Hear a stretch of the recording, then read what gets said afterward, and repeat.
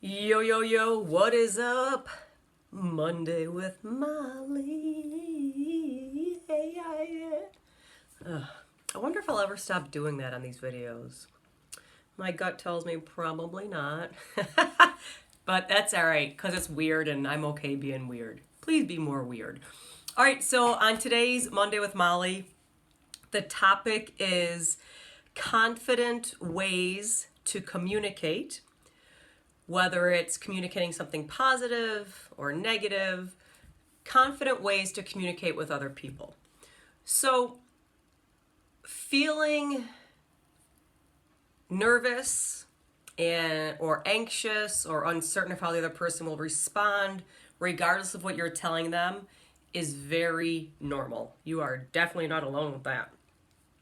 So, let's take a look at a few things that, from my experience, what I learn about, and my beliefs. I'll share how I think you can tackle this a little bit easier. Not easy, easier. So the first is, and probably with anything, any of these videos, the first thing is you have to make sure that you're able to be honest with yourself and connect the dots as to why you feel uncomfortable. So if you have to share bad news or if you're frustrated with someone, you have to tell them.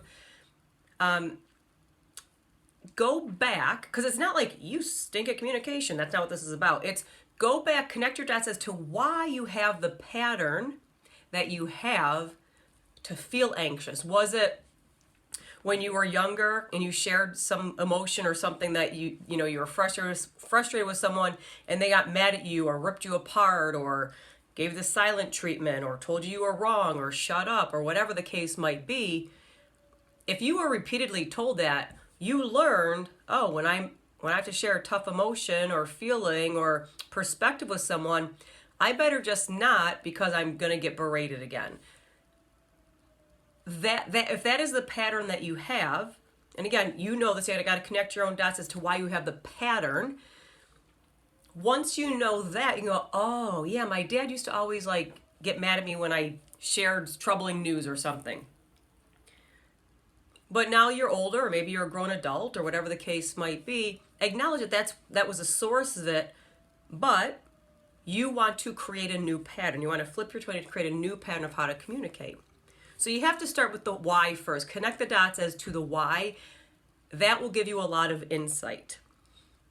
The second thing is you have to know your audience. That's with anything. If I'm speaking in front of people, I gotta know my audience. If I'm communicating one-on-one with someone, I have to know my audience. Same is true for you. So let me give you an example. So for those of you who know me, know that my grandpa and I were really good buddies the last 3 years of his life. And I've had people go, oh my God, that was such a fun relationship you had. Must have had your whole life. And I was like, no, that was like the last 3 years where I became a little more of a caretaker and we had fun together. We never really had fun before. It was just kind of like, meh. So that was a whole new relationship.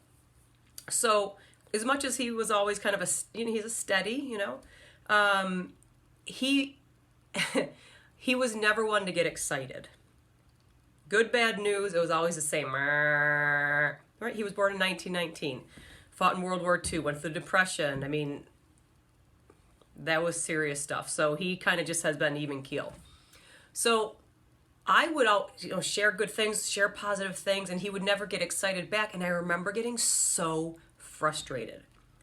Like, why isn't he excited for me or happy for me? But I would keep, well, here's the next cool thing. I get mad. Okay, this time I'll be excited. Tell him the next good thing. I was so frustrated. And then finally I was like, oh, duh. He's not the audience to share positive, exciting news. I have plenty of friends who I will share good news with them and they are excited. We celebrate together. It's great.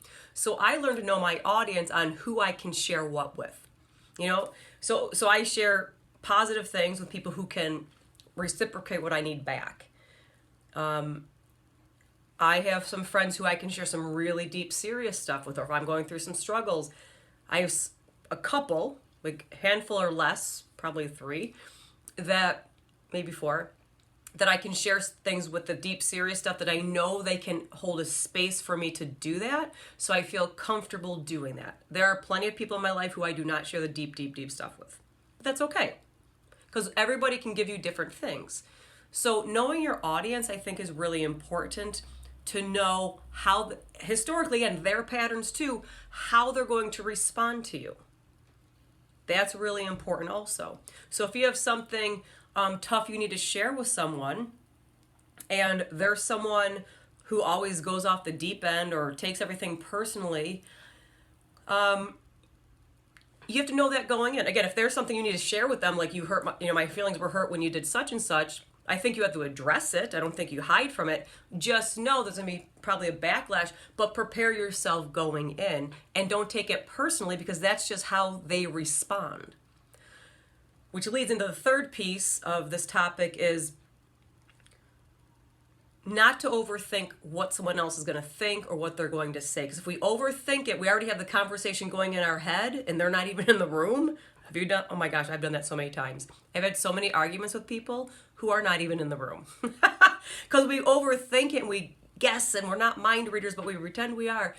So don't overthink what their response is going to be. I think what is most important with this is, if you know you are sharing something, no matter what, good, bad, ugly, and it's coming from a place of sincerity, solution, acknowledgement, and you feel comfortable with who you are and how you're saying it and what is really important to share, I think it's important to just say the thing. Because otherwise, you're choosing to take away your own joy. If you want to share something good with someone, and you might be like, why bother? Like, because they're not going to celebrate, or is it really that big of a deal? It doesn't matter what they think, or what you think they think, I should say. What matters is you're sharing it for a reason, especially the good stuff. If you have stuff to celebrate, share with people who can celebrate that back. Because if people love you and value you, they're going to be excited about it, assuming they can reciprocate that. Now, I know my grandpa loved me, he just couldn't reciprocate that part, so I shared other things with him. So especially the good stuff, we don't need to minimize our accomplishments or whatever. And you're like, well, should I really even bother sharing it? Yeah, man, if you feel good about it, share it. That's awesome. We deserve to be celebrated. And when it gets to the tough emotions too, one of the things I think a lot of us have learned this, and no matter what our age is use I statements, right? So don't go into it like, you made me feel bad and you said this, because I don't know about you, but my defense is up and I'll be ready to battle. But when it's worded with, I felt really frustrated when this happened, or I know it was not intentional, here's how I took it. Though kind of leading in with those sorts of leading in with like a little pretext of where you're going, but not doing it in an accusatory way, can help bring the barriers down in the other person. But I think what's most important about all this, these all tie together, right? The connecting your dots as to why you have the pattern, knowing your audience, and not being sored about how you think they're going to respond and overthinking it, is knowing that you have a voice,